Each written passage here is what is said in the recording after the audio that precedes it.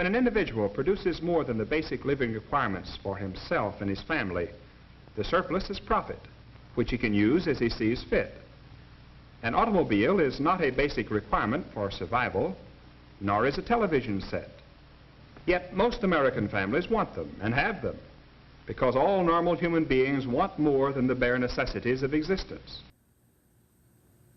The financial crisis in the fall of 2008 was the catalyst for this study.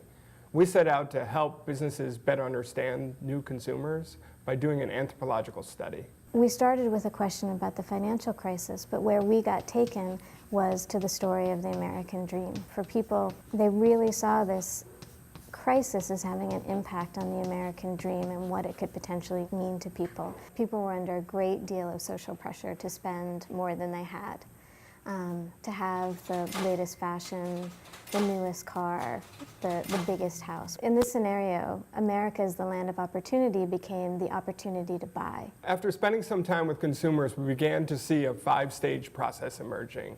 The first stage was the realization that consumers had that they were consumers, that they were understanding that was more or less the sole purpose for their life. We call this stage Goodbye Homo economicus, as people understood there is a lot more to life than just consuming more.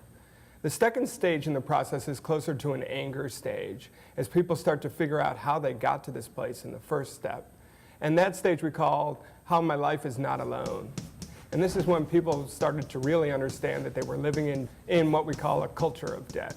Through the arts and crafts of the American stylists, the things about us are made to express our own free spirits and desires. We definitely heard people talking about the fact that they had come to define themselves based on what they could buy as opposed to who they were.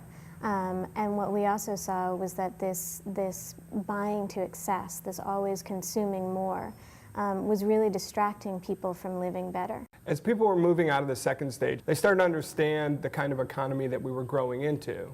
And that kind of economy is what we call a we economy, or people moving from a me economy to a we economy, from more of a selfish economy to an economy where you're really thinking of others. In this stage, people start to see the value of not just having a rational approach to consumption, but also thinking about the emotional value of consuming, and also, importantly, the social value of consuming.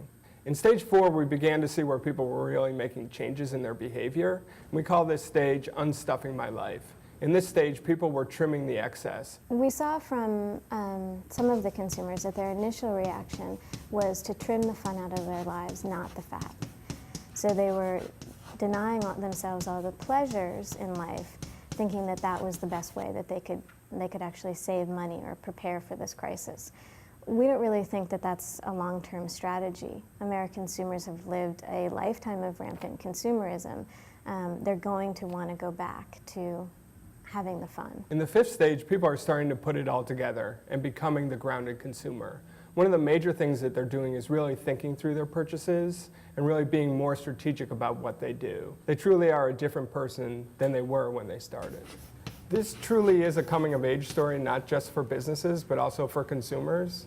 And the new consumer has a lot of opportunities in this new space. The stock market may not be at 14,000, but consumers are smarter now and will get products that really match who they are. We think that people are going to be looking to get by with less.